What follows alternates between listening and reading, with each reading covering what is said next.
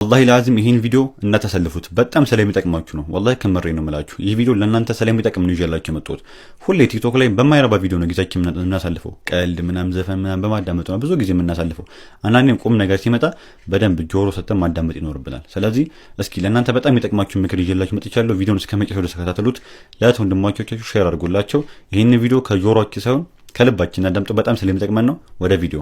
አላህ Subhanahu Wa Ta'ala ነገራቶችን በኩን ፈየኩን ብሎ የሚለውጥ ጌታ ነው ሁን ብሎ የሚያደርግ ጌታ ነው ነገር ግን አላህ Subhanahu Wa Ta'ala ሰይድና ሙሳ ባህሩን እንዲሻገሩት ሲያል በበትሩ ባህሩን እንዲመቱ ታዘዘ በትሩ ባህርን የመሰንጠቅ አቅም አለው አላህ ግን ምንድነው የፈለገው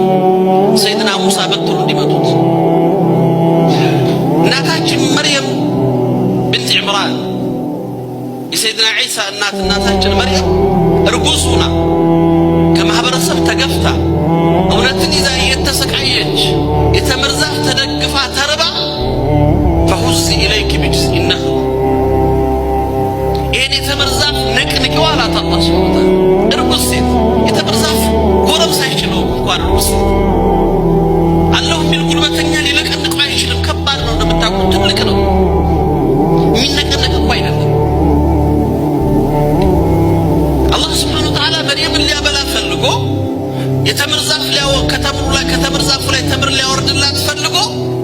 እሷን ግን ሁዚ ኢለይ ተምሩን እንድትነቀንቀው ፈለገ ምንድነው የፈለገው ማሆል ህክመቱ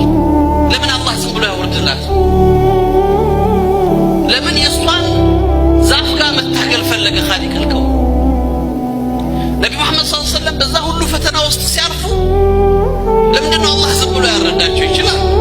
ለምን ነብዩን ያርፋቸዋል ነብዩን በጧኢፍ ህፃናትና ጎረምሶች በድንጋይ እንዲደበደቡ ለምን አደረጋቸው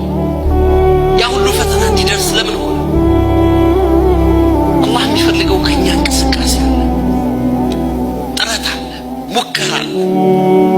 ሁሉ ነገር ሳህል ሆኖ ዝም ብለን እንደዚህ እንደተምር ፍሬ ቆርጠን የምንበላው ቀጥፈን የምንበላው ሳይሆን አላህ ከኔ ካንተ የሚፈልገው እንቅስቃሴ አለ